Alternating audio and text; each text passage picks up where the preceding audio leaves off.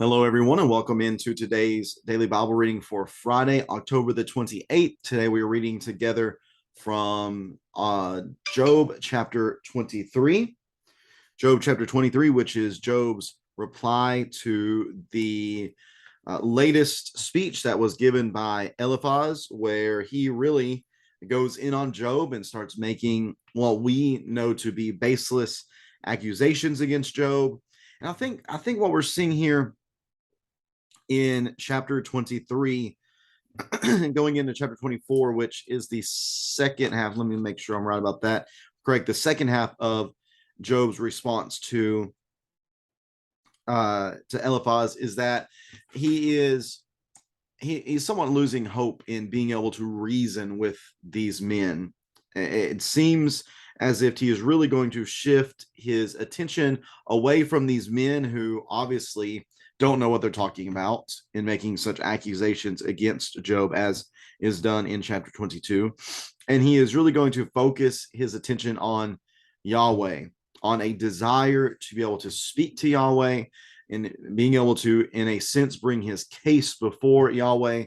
Because as we're going to see within this text, he is very confident that if he were able to have a hearing before Yahweh, to be able to present his case, to defend what has taken place, then he would be acquitted of any and all the wrongdoing that these three men, Eliphaz, Bildad, and Zophar, are charging him with. So let's read that together here in Job chapter 23, beginning in verse number 1. Again, remembering that chapter 22 is a blatant attack on Job's character.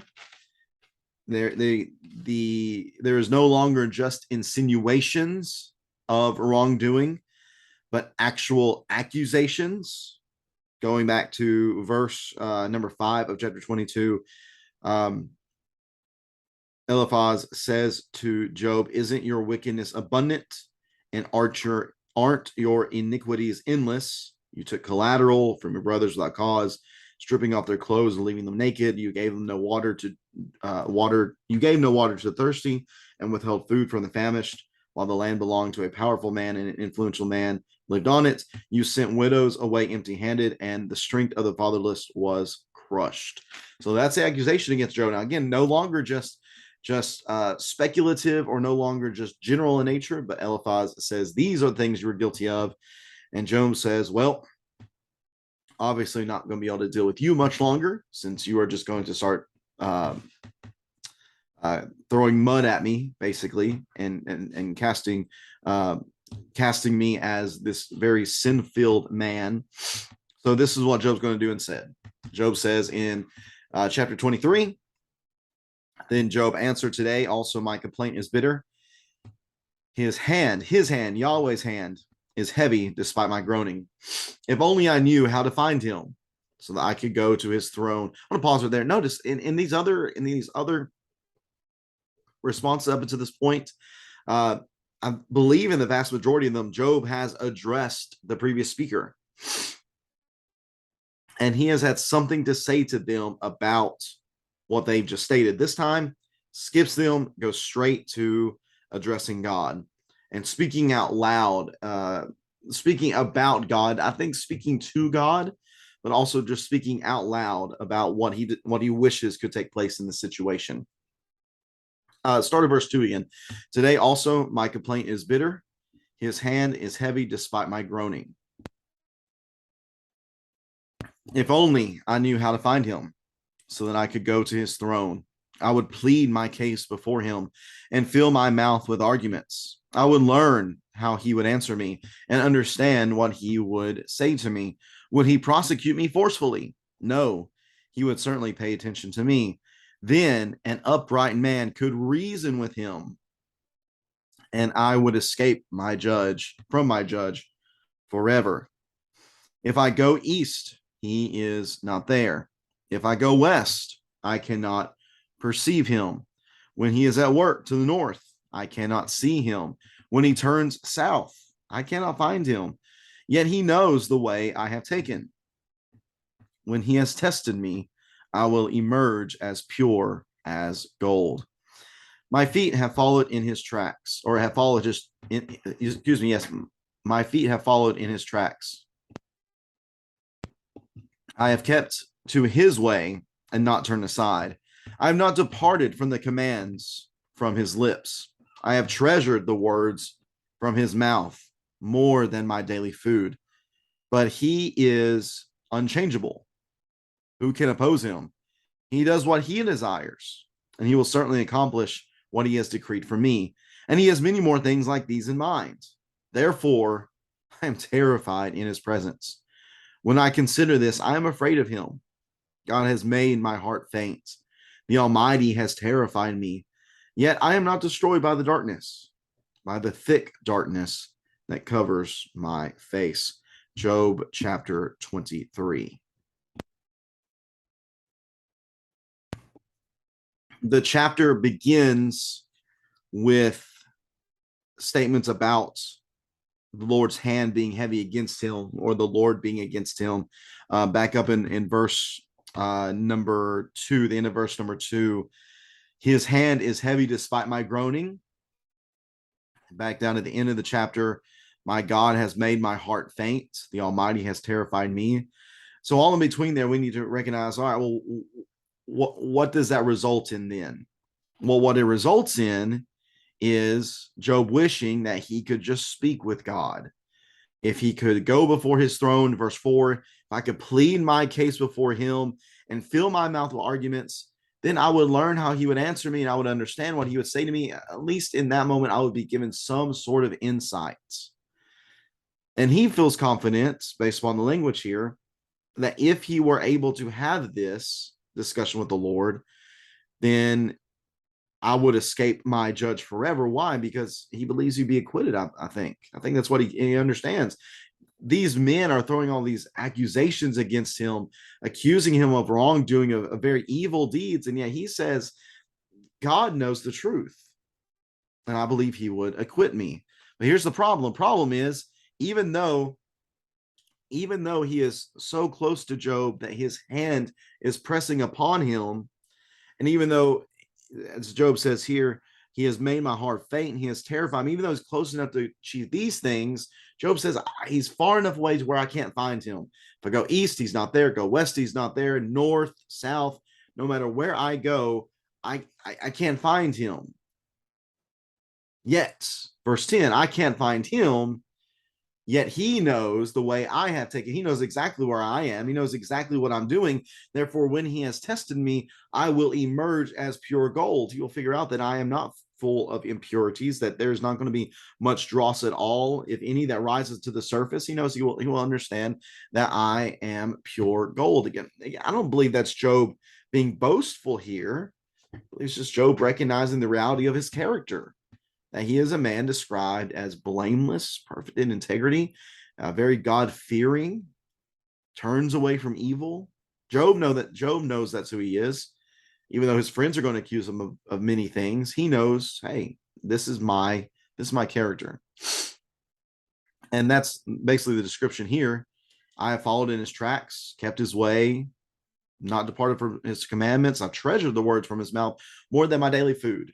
Very, very psalmy sounding right there, I would say. But he's sovereign. Again, on the front and the back end, there is a closeness, in a sense, to God where he's heavy upon him. I wish I could reason with him. I wish I could argue my case before him. I can't find him, but if I were able to, he would acquit me because he knows I'm pure gold. And yet, even with me being a godly person, again, God is sovereign. He is unchangeable. Who can oppose him? He does what he desires. He has accomplished what he's decreed for me, and I'm sure he has many other things in mind. And because I can't do anything about it, even if my godly behavior results in these things, I am terrified. I'm afraid of him. The darkness is surrounding me. Yet here's a little glimmer of hope. Yet I'm not destroyed by the darkness. Interesting that even though Job is surrounded by darkness, he is not destroyed. Even though he has suffered many things, his own life is still with him. That almost sounds like, oh yeah, chapters 1 and 2, right?